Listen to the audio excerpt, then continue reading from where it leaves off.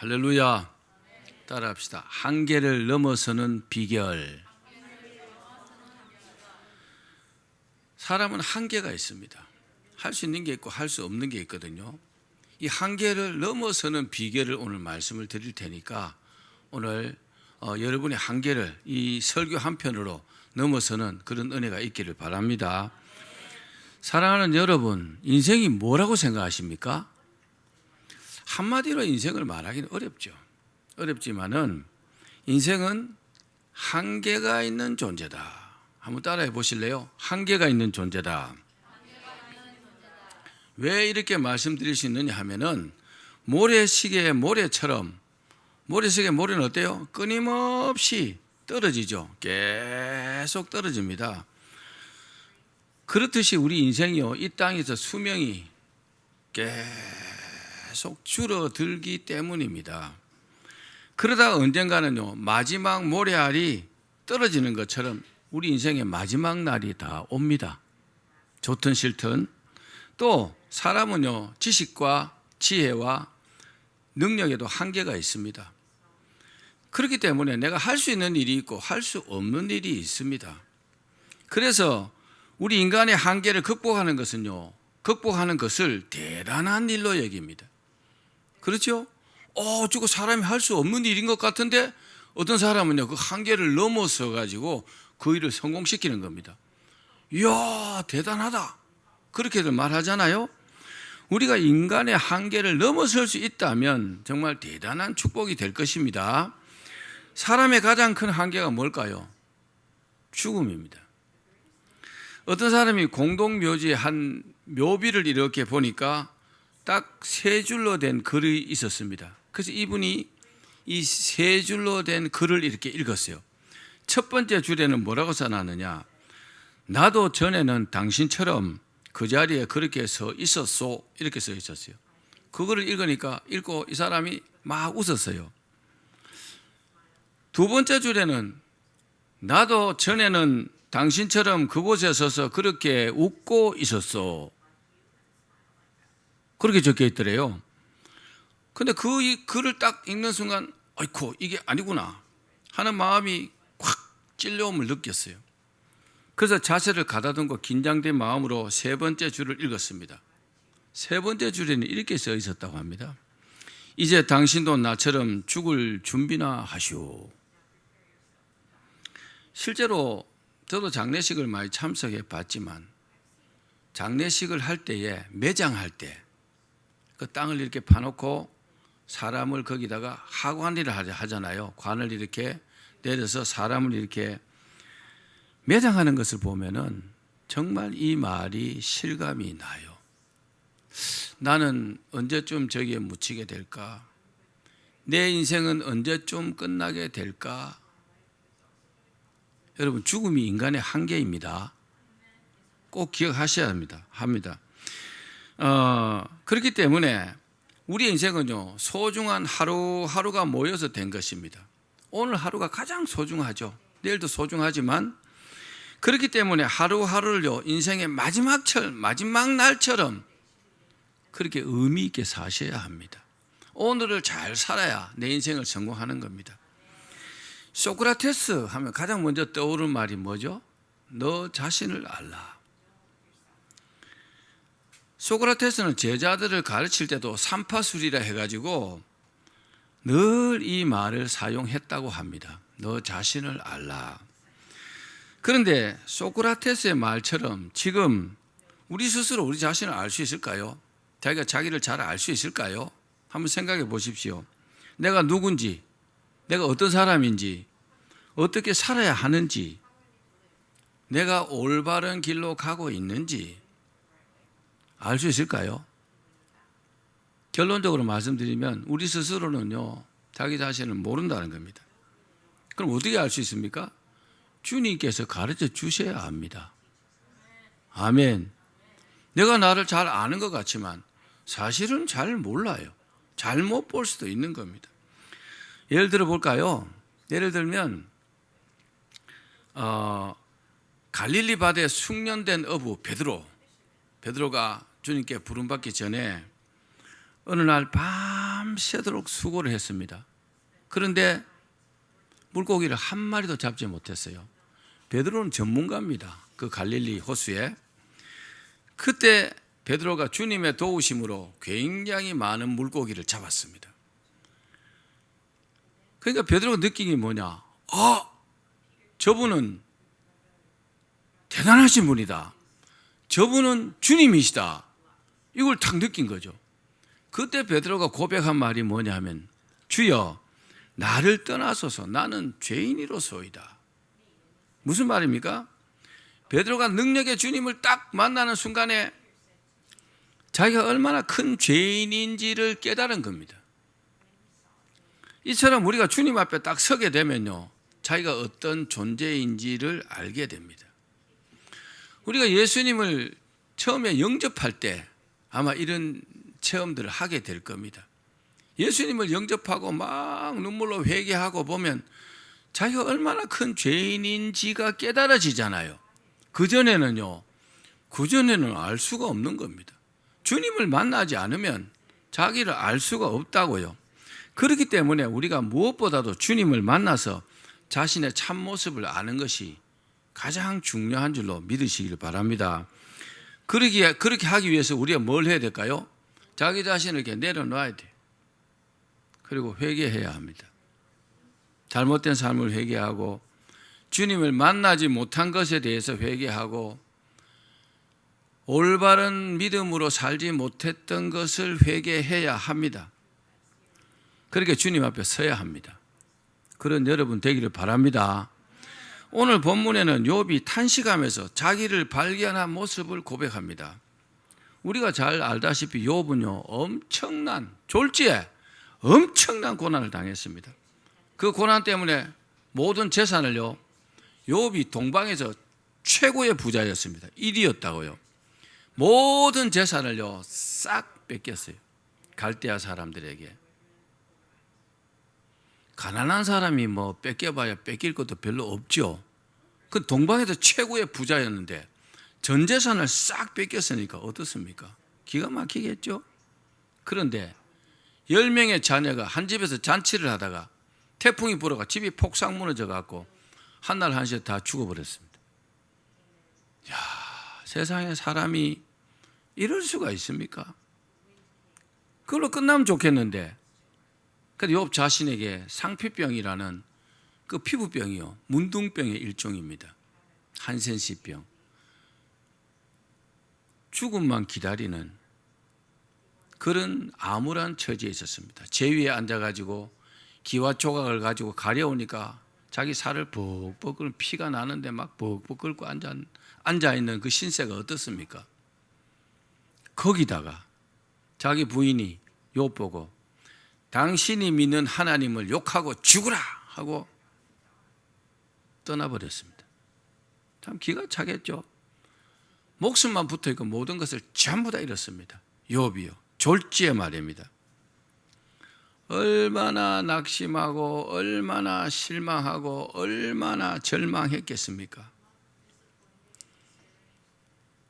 그런데 욥은요, 나름대로 이런 생각을 갖고 있었어요. 나는 나름대로 하나님을 잘 섬기는데 왜 내게 이런 일이 있느냐? 나는 그래도 하나님을 잘 섬기고 있는데 하는 그런 어떤 자긍심, 자부심 이런 게 있었거든요. 그런데 엄청난 이런 고난을 당하니까 이해가 안 되는 겁니다. 그래서 엄청나게 혼란이 왔어요. 내가 나름대로 하나님을 잘 섬기는데 왜 이런 혼란이 왔을까? 이런 고난이 왔을까? 여러분은 어떻습니까?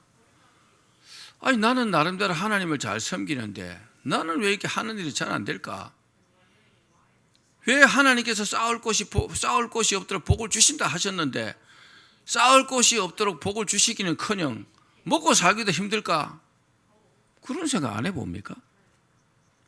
욥은요, 그보다 훨씬 더한 어떤 자괴감을 가졌을 겁니다. 도무지 이해가 안 되는 겁니다. 근데 이때 욥이 고난을 당한 소식을 듣고 멀리서, 성경에 보니까 한 직선거리로 800km 정도 되더라고요. 거기서 세 친구가, 아주 친한 친구 3명이 찾아왔어요. 이들이 와고 그 고난당한 욥을 막 이렇게 위로를 했습니다. 처음에는 조금 위로가 됐어요. 우리가 고난을 당했을 때 누가 먼저 떠날까요? 술 먹는 사람은 술 친구가 제일 먼저 떠납니다. 술이 없으니까. 술 사줄 돈이 없어요. 저는 경험해 봤어요. 친구가 아닙니다. 아무것도 아니죠, 그죠? 근데 이 친구들은 욥이 고난을 당했다는 소식을 듣고 찾아왔으니까 그나마 괜찮은 친구들이죠. 그렇죠? 근데 와가지고 처음에 막 위로를 했지만 조금 지나니까 욥의 고난을 두고 뭐합니까? 욥과 격렬한 논쟁을 벌였습니다. 위로한답시고 아픈 상처에 막 소금을 갖다 막 뿌린 겁니다. 그러니까 욥은 어떻습니까? 더 힘들고 더 괴로운 겁니다. 더 극심한 어떤 정신적인 고통을 겪게 됐습니다. 오늘 우리가 읽었던 본문이 뭐냐 하면 그 세 친구 중에 하나인 소발의 변론에 대한 욥이 반박하는 내용입니다. 이 말씀에 욥은 탄식을 합니다. 탄식을 하면서 자신이 깨달은 것을 고백하고 있습니다. 그 내용이 뭘까요? 두 가지로 말씀드릴게요. 첫 번째는 따라합시다. 사람은 한계가 있는 존재다. 자, 1절부터 4절 말씀 천천히 같이 읽겠습니다. 시작. 여인에게서 태어난 사람은 생애가 짧고 걱정이 가득하며 그는 꽃과 같이 자라나서 시들며 그림자같이 지나가며 머물지 아니하거늘 이와 같은 자를 주께서 눈여겨 보시나이까? 나를 주 앞으로 이끌어서 재판하시나이까? 누가 깨끗한 것을 더러운 가운데서 낼 수 있으리까?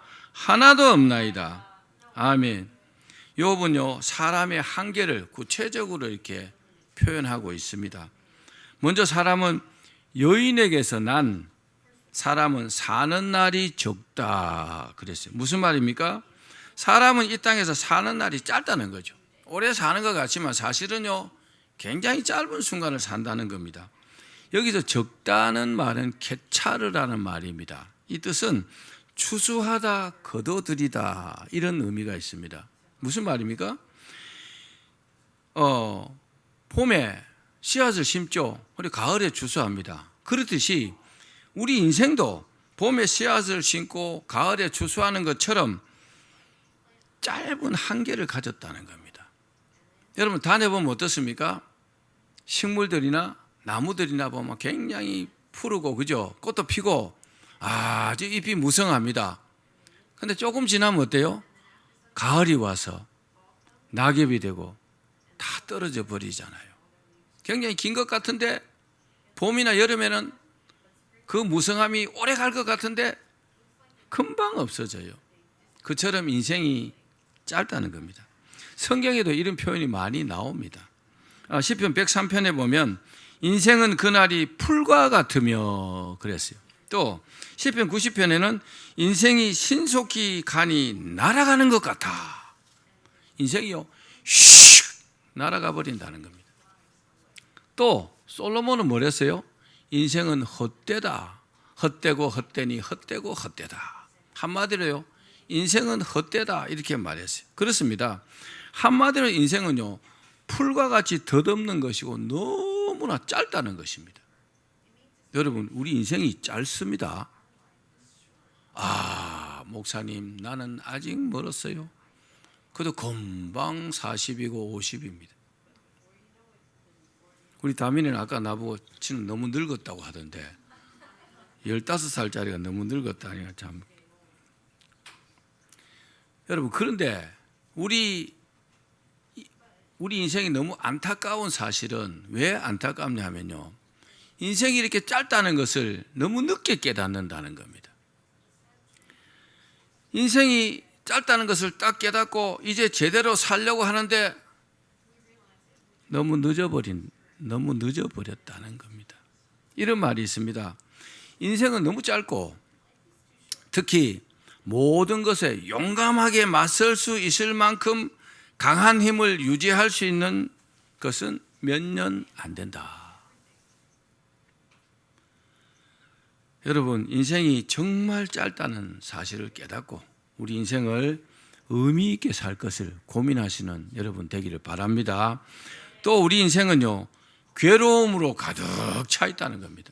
인생이 막 즐거움으로 가득 찬 게 아니고 괴로움은 로게즈라는 말입니다. 떨다 두려워하다는 그런 의미입니다.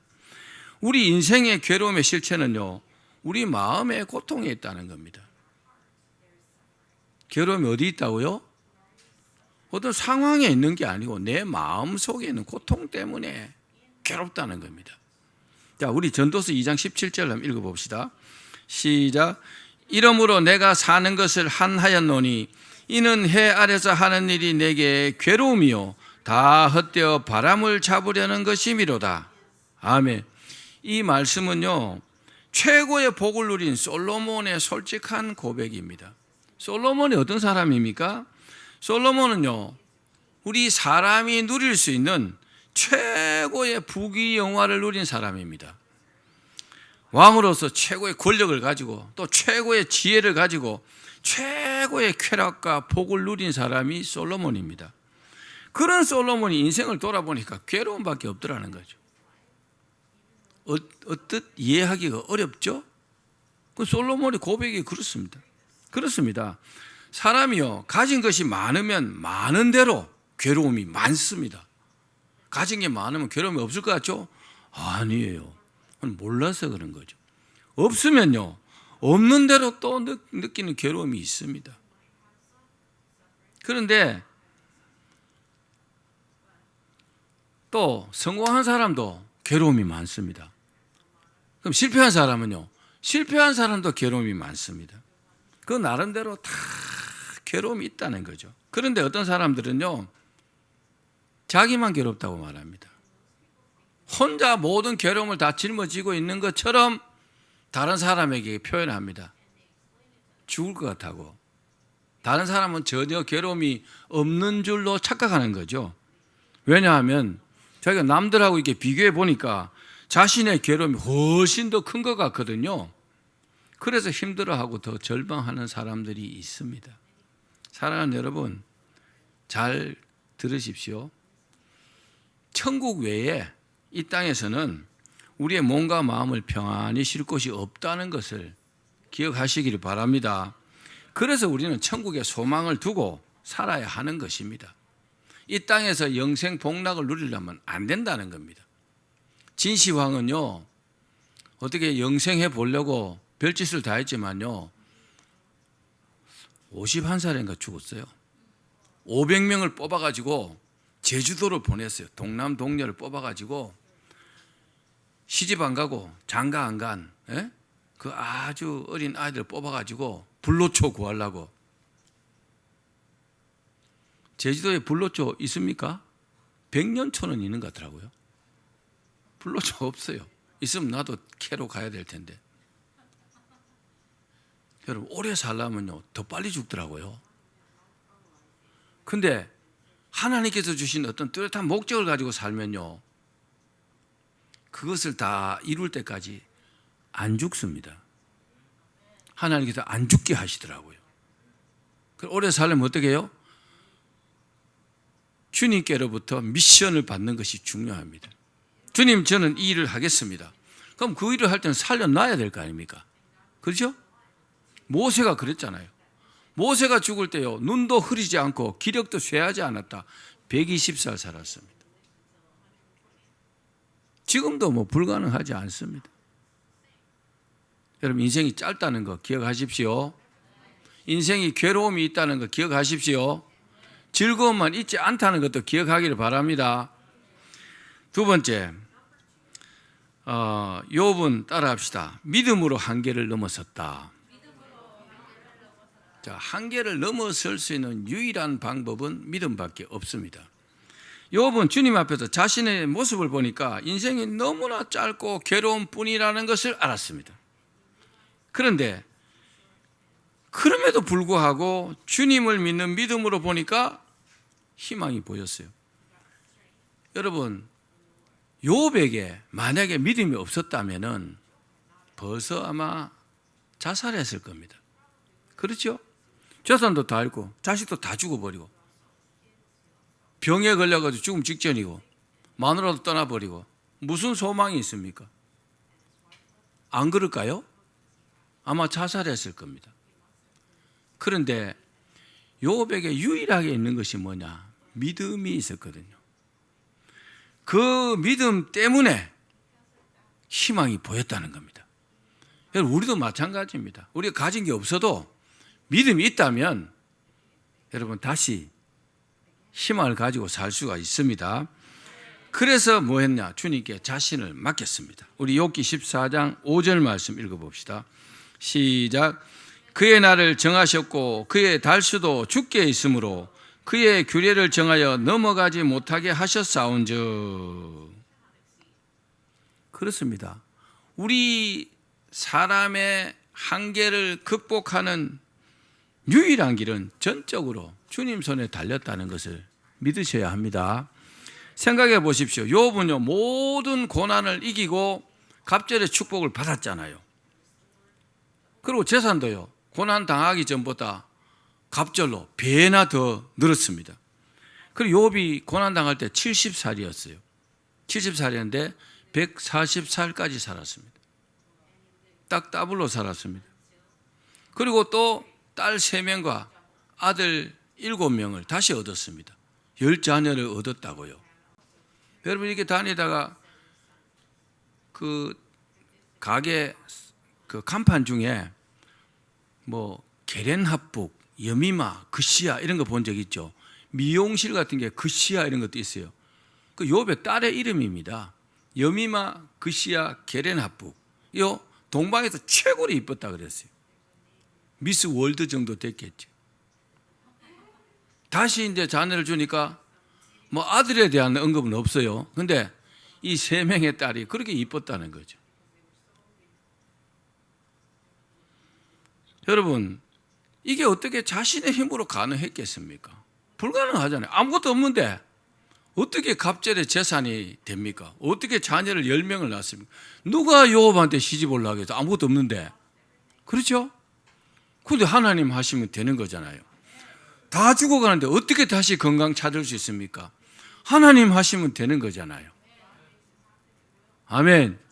하나님께서 한 주먹 쥐어서 주면 되는 거잖아요. 아멘.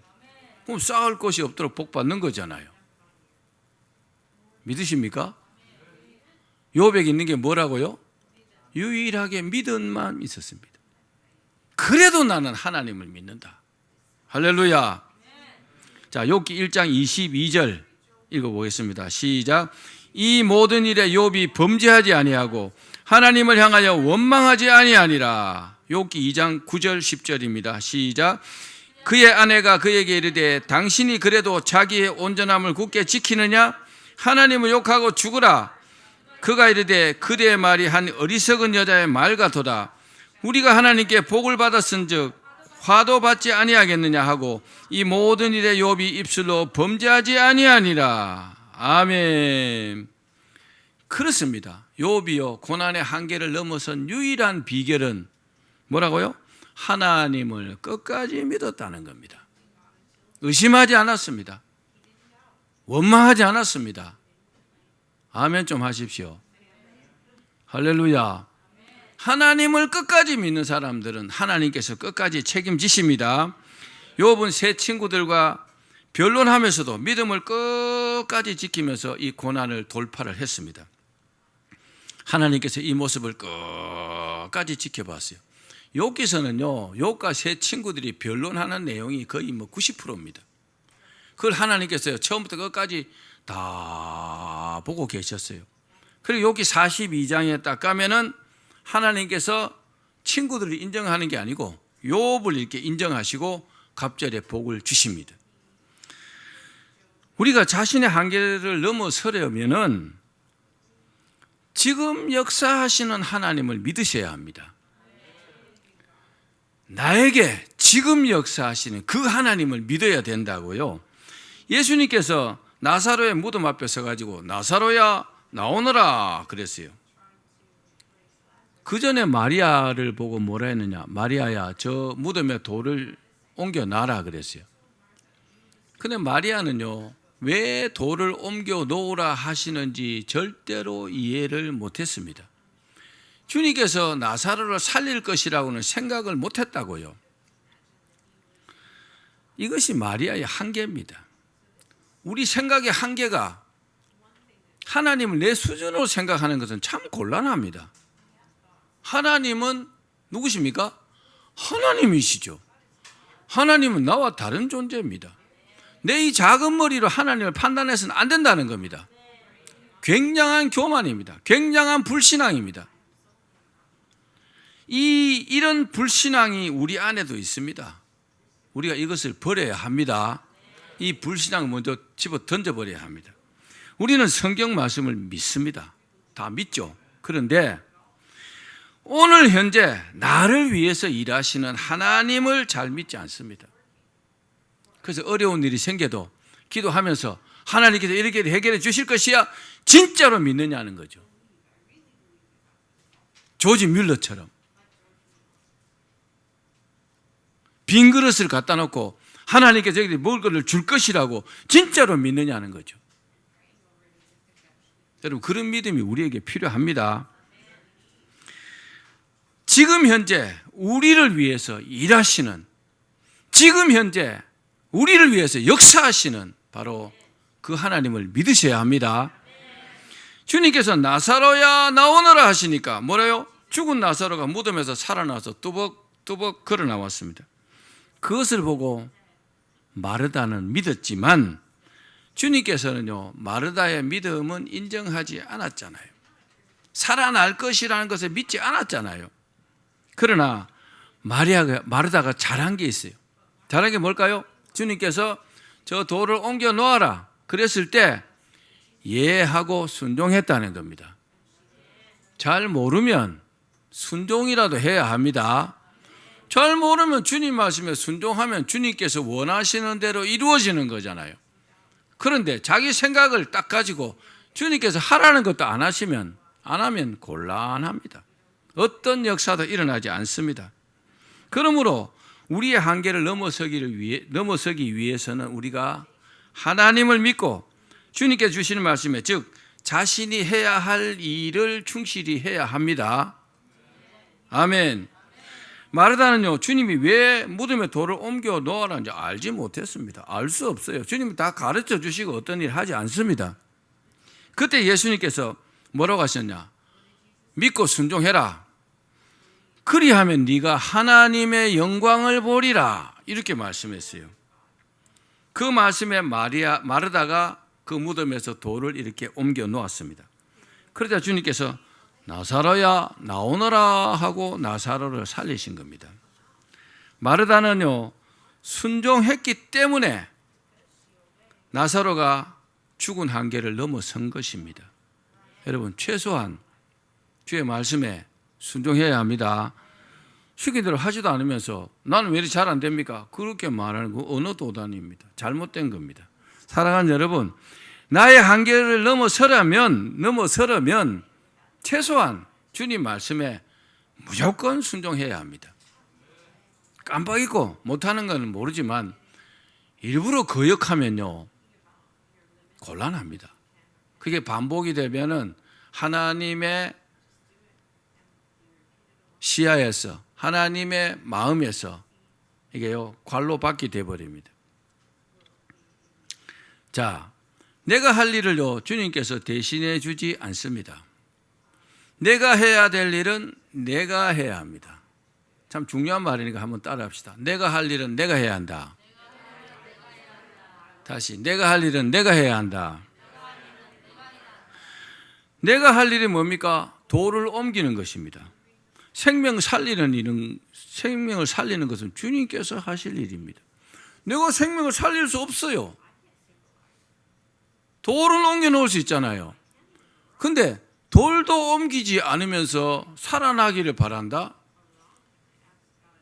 그런 일은 없다는 것을 아셔야 합니다. 나는 아무것도 안 하고 나는 기도만 하는데 모든 것이 다 이루어진다? 그런 일도 잘 없습니다. 기도하면 하나님께서 응답을 주시잖아요. 그럼 그 응답대로 내가 움직여야죠. 아멘. 그래야 여러분 역사가 일어난다는 것을 믿으시기 바랍니다. 요한복음에 보면 갈릴리 가나의 혼인잔치가 벌어졌을 때 포도주가 떨어졌어요. 그래서 주님께서 뭐라고 했습니까? 하인들에게 큰 물 항아리 6개 갖다 놓고 거기다가 물을 가득 채우라 그랬어요.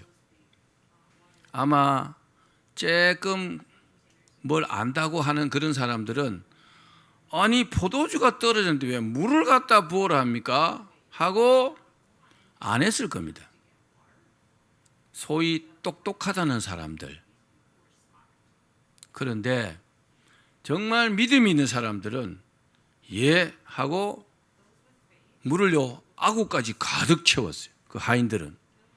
그러니까 주님께서요 이제 떠서 갖다 줘라. 물을 떠서 갖다 주는데 뭐 뜨는 순간에 포도주가 됐는지 떠서 가져가는 중에 포도주가 됐는지 모르지만 물이요 포도주로 변했습니다. 우리가 할 일이 뭡니까? 물을 가득 채워라. 예. 떠서 갖다 줘라. 예. 물이 포도주가 되는 것은 우리가 할 수 없는 일이잖아요. 주님께서 하실 일입니다. 그건 우리의 한계예요. 물을 떠다 부을 수는 있잖아요. 그런데 이것조차 안 하면 어떻게 물이 포도주가 되겠습니까? 여러분 한계를 뭘로 넘어서야 된다고요?